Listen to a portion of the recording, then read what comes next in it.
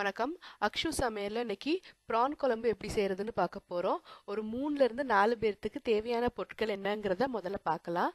1/2 kilo இறால், 1/2 cup தேங்காய் பால், நல்லா கட்டி தேங்காய் பால், 1 டேபிள் ஸ்பூன் இஞ்சி பூண்டு விழுது, 2 மீடியம் சைஸ் வெங்காயம், 2 பெரிய சைஸ் தக்காளி, ப்ரானை ஊற வைக்கிறதுக்கு 1/2 டீஸ்பூன் மிளகாய் பொடி, 1/2 டீஸ்பூன் உப்பு, 1/4 டீஸ்பூன் மஞ்சள் பொடி, தாளிக்கிறதுக்கு 1/2 டீஸ்பூன் கடுகு, 1/2 டீஸ்பூன் சோம்பு அதாவது பெருஞ்சீரகம், கொஞ்சம் கருவேப்பிலை, குழம்புக்கு ஒரு 1/4 டீஸ்பூன் மல்லிப்பொடி, 1/2 டீஸ்பூன் மிளகாய் பொடி, 1/4 டீஸ்பூன் மஞ்சள் பொடி.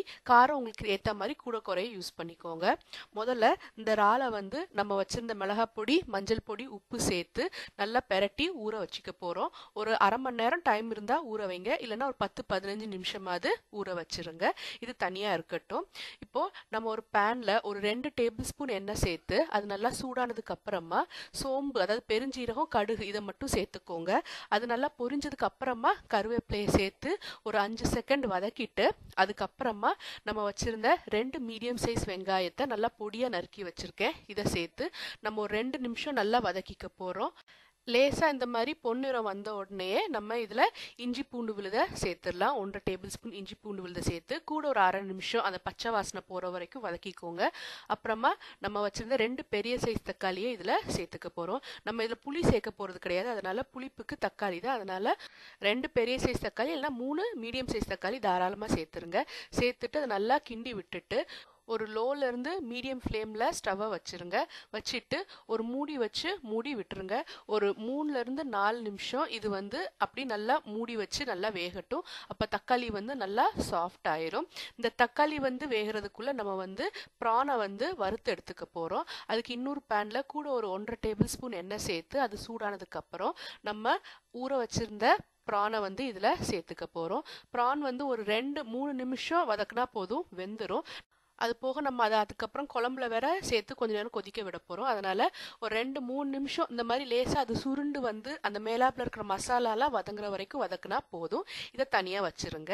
இப்போ ஒரு 3 நிமிஷம் ஆயிடுச்சு. தக்காளி பாத்தீங்கன்னா நல்லா சாஃப்ட் ஆயிருச்சு, வெங்காயத்து கூட நல்லா கலந்துருச்சு. சைடெல்லாம் பாத்தீங்கன்னா எண்ணெய் தெளிஞ்சு வர ஆரம்பிச்சிருச்சு. தக்காளில இருந்து ஈரம் எல்லாம் வத்தி நல்லா கரெக்டான பதத்துல இப்போ இருக்கு. இதுல நம்ம இப்போ மசாலா பொடியெல்லாம் சேர்த்துக்க போறோம். மிளகாய் பொடி, மல்லிப்பொடி, மஞ்சள் பொடி எல்லாத்தையும் சேர்த்து ஒரு 5 செகண்ட் வறுத்துக்கோங்க. அந்த மசாலா வறுபடணும், அதே நேரம் கரிஞ்சிடக்கூடாது. டக்குன்னு இதுல கூட ஒரு 1/2 கப் தண்ணி சேர்த்துக்கோங்க. சேர்த்து ஒரு கொதி வர வரைக்கும் வெயிட் பண்ணுங்க. வந்ததுக்கு அப்புறமா அதை மூடி ஒரு 5 நிமிஷம் மீடியம் ஃப்ளேம்ல வச்சு எடுத்துருங்க. 5 நிமிஷத்துக்கு அப்புறம் திறந்து பார்த்தீங்கன்னா அந்த வெங்காயம் தக்காளி எல்லாம் நல்லா வெந்து மசிஞ்சு குழம்புல நல்லா கரைஞ்சி நல்லா இறுகி இருக்கும். இது கரெக்டான பக்குவம். இதுல நம்ம இப்போ வச்சிருந்த 1/2 கப் தேங்காய் பாலை சேர்த்துக்க போறோம். தேங்காய் பாலை சேர்த்துட்டு மறுபடியும் அது ஒரு கொதி வரட்டும். கொதி வந்ததுக்கு அப்புறமா திறந்தே வச்சு மூடி எதுவும் இல்லாம மீடியம் ஃப்ளேம்ல போட்டு ஒரு 3ல இருந்து 7 நிமிஷம் கொதிக்க விடுங்க. உங்களுக்கு நல்லா கட்டியான குழம்பா வேணும், திக்கா வேணும்னா ஒரு 7 நிமிஷமாவது கொதிக்க விடுங்க.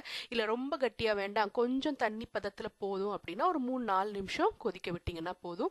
உங்க தேவைக்கு ஏத்த மாதிரி அதை நல்லா கொதிக்க விடுங்க. மீடியம் ஃப்ளேம்ல மூடி இல்லாம கொதிக்க விட்டா போதும். நான் ஒரு 4ல இருந்து 5 நிமிஷம் கொதிக்க விட்டுருக்கேன்.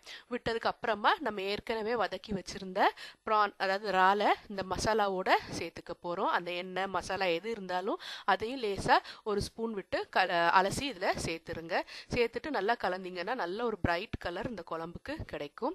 ப்ரான் சேர்த்ததுக்கு அப்புறம் அது ஒரு கொதி வரட்டும். கொதி வந்ததுக்கு அப்புறம் கூட ஒரு 2 நிமிஷம் அப்படி மூடி எதுவும் வைக்காம கொதிக்க விடுங்க.